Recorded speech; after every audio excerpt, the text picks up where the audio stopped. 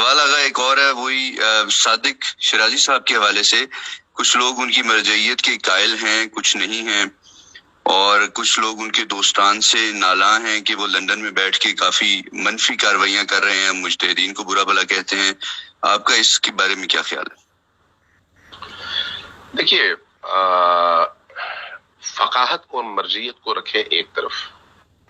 اس وقت جو بات ہے وہ یہ ہے کہ ہم ایک فقہی کلی قانون کو تشیع کے اندر بھی، یعنی فقہ اہل البیت میں بھی مانتے ہیں، اور احناف سے، بڑے بڑے علماء سے میں نے پوچھا ہے، انہوں نے بھی کہا کہ ہمارے ہاں بھی شرعی قانون یہی ہے. وہ کیا ہے؟ وہ یہ ہے کہ اگر کوئی مشرک آئے آپ کی مسجد بنانے کے لیے آپ کو پیسہ دے، آپ اگر وہ پیسہ لے کر مسجد بنا لیں کسی مشرک کے دیے ہوئے پیسے سے، تو وہ جو آپ کی مسجد ہے وہاں پر نماز پڑھنا حرام ہے. کیوں؟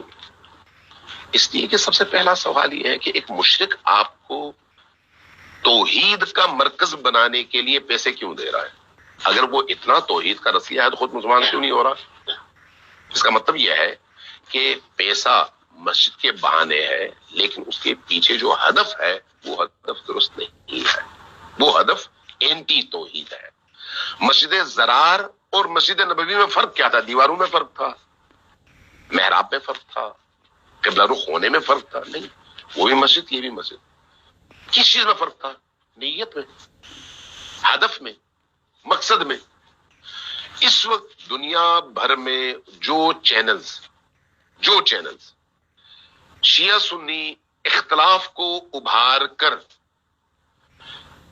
ان مسائل کو شدت عطا کر کے پوری دنیا کے اندر مسلم امہ کے دلوں میں ایک دوسرے کے لیے نفرت پیدا کر کے ان کو انگریز کا اور امریکیوں کا غلام بنا رہے ہیں، ان تمام چینلز میں سے اکثریت کا تعلق اس گروپ سے ہے. جب ہم یہ دیکھتے ہیں تو سمجھ آتی ہے کہ ہدف کچھ اور ہے، چاہے اس کی پیشانی پر امام حسین کا نام لکھا ہوا ہو.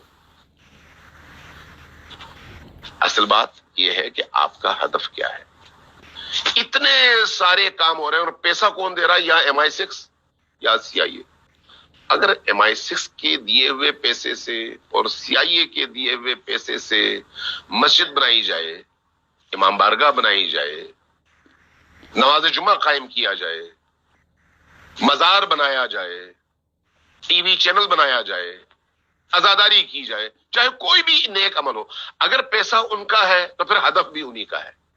اگر ہدف ان کا ہے تو وہ ہدف امام حسین کے نام کی ترویج نہیں ہے، امام حسین کے نام کے اندر موجود روح کو ختم کرنا ہے. جب ایسا ہے تو بات بالکل کلیئر ہے. اب چاہے کوئی شیرازی ہو، کوئی یاسر حبیب ہو، کوئی اللہ یاری ہو، کوئی مجتبیٰ شیرازی ہو، کوئی کچھ اور ہو، جو بھی ہو، اگر اس کا مقصد اہل دین کی توہین ہے، اگر اس کا مقصد مرجعیت کی توہین ہے، اگر اس کا مقصد مرجعیت کی اس محوریت اور مرکزیت کو کمزور کرنا ہے، اگر اس کا مقصد انقلاب اسلامی کو کمزور کرنا ہے، اگر اس کا مقصد رہبریت عالم اسلام کو کمزور کرنا ہے، اگر اس کا مقصد پوری دنیا میں یہ جو مقاومتی محاذ ہے ظلم کے مقابلے میں، فرعون کے مقابلے میں، آج کے نمرود، آج کے یزید، آج کے ابو جہل و ابو لہب، آج کے نمرود و شداد و فرعون کے مقابلے میں مقاومتی قوتوں کی پیٹھ پہ چھرا گھونپنا ہے، تو پھر واضح ہے کہ یہ مسجد زرار ہے، چاہے اس کے پیشانی پر نبی کریم کا نام لکھا جائے یا امام حسین کا نام لکھا جائے یا کسی اور کا، یا کسی بھی الف ب جیم دال. لہذا اصل اس ہدف کو اور اس کے پیچھے موجود روح کو دیکھنا چاہیے کہ وہ کیا ہے. اگر وہ منحوس ہے، وہ اگر اسلام کے خلاف ہے، تو بات واضح ہے، کسی بھی صاحب عقل کو یہ بات سمجھ آ جاتی ہے.